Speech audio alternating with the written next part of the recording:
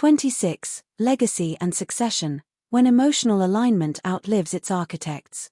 Every global organization eventually faces a moment that tests the true maturity of its emotional architecture, leadership transition.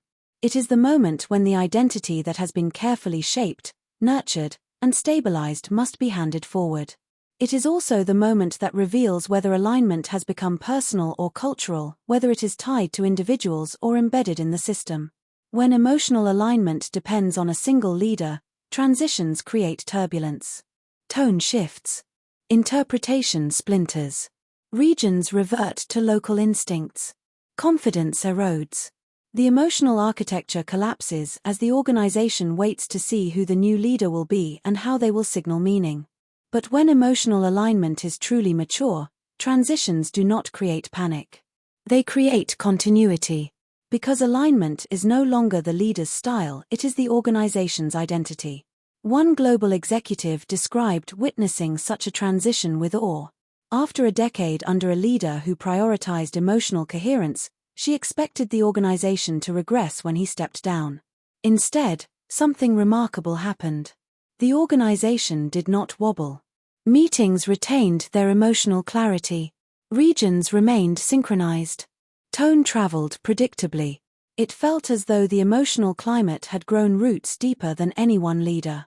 "We didn't lose him," she said. "We carried him forward." What she meant was that his leadership had become the organization's emotional DNA. This is the ultimate test of alignment, not whether it thrives under ideal conditions, but whether it survives the change of its architects. Organizations achieve this level of resilience when leaders treat alignment as a legacy rather than a tool. They view themselves not as the emotional center forever, but as temporary custodians of the organization's coherence. They teach alignment not by instruction but by modeling. They create rituals, rhythms, and emotional norms that endure beyond them.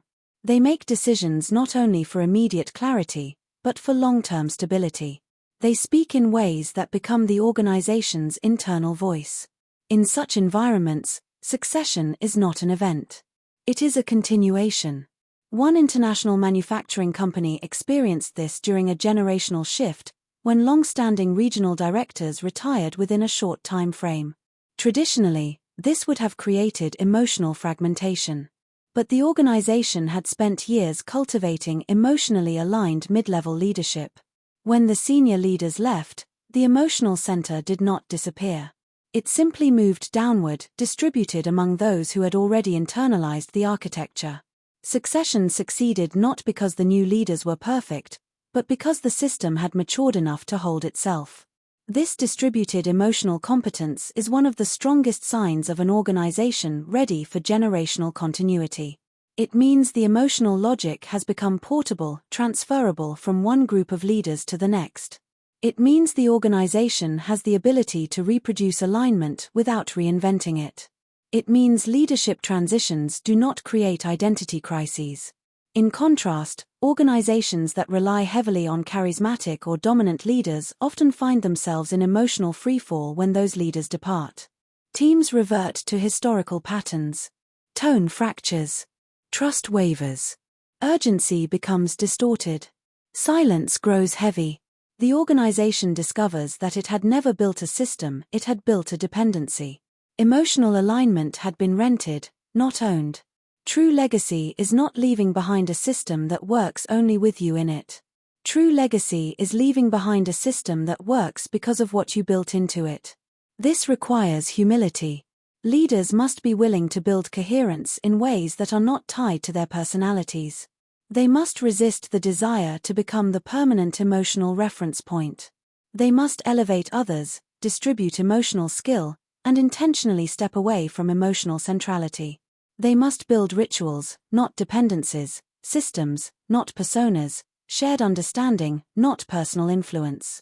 One global nonprofit demonstrated this brilliantly when preparing for the departure of its founding leader. Instead of replicating his style or searching for someone who resembled him, they focused on codifying the emotional architecture he had created, how tone was calibrated, how conflict was navigated, how decisions were discussed, how uncertainty was named, how trust was repaired. They embedded these emotional practices into leadership development, performance conversations, onboarding, and strategic planning. When the founder retired, the organization did not lose its identity. It expanded it. This is succession without emotional rupture, a hallmark of alignment maturity. Successful succession also requires transparency. Teams need to understand not only who is coming next, but how the emotional architecture will be protected during the transition. Leadership teams that articulate this openly foster psychological safety. They signal, "We see this transition. We have prepared for it. We trust the architecture we built." In emotionally mature organizations, succession becomes not a disruption but a collective evolution, a moment of reaffirmation rather than uncertainty. Another sign of emotional maturity is how organizations handle the period before succession, the ambiguous space when departure is known but transition has not yet occurred. Immature organizations become anxious. Mature ones become reflective. They review emotional norms, strengthen alignment rituals, and reaffirm shared meaning. They use the transition as an opportunity to reinforce the identity that will carry forward. The most profound part of emotional legacy is invisible, the emotional habits that persist across generations. The way leaders speak, the way teams interpret tone, the way urgency feels, the way silence is understood, the way feedback is given, and the way conflict is resolved all form the emotional architecture that shapes how an organization thinks, reacts, and performs. These habits create continuity that outlives individual careers. They are the emotional inheritance of the organization. Just as families pass down stories, values, and ways of relating, organizations pass down emotional patterns. When these patterns are healthy, they form the backbone of identity. When they are misaligned, they form the cracks through which drift re-enters. Leadership transitions either reinforce or recalibrate these emotional legacies. The highest form of succession is not replacement. It is continuity. It is the organization recognizing itself even as it evolves.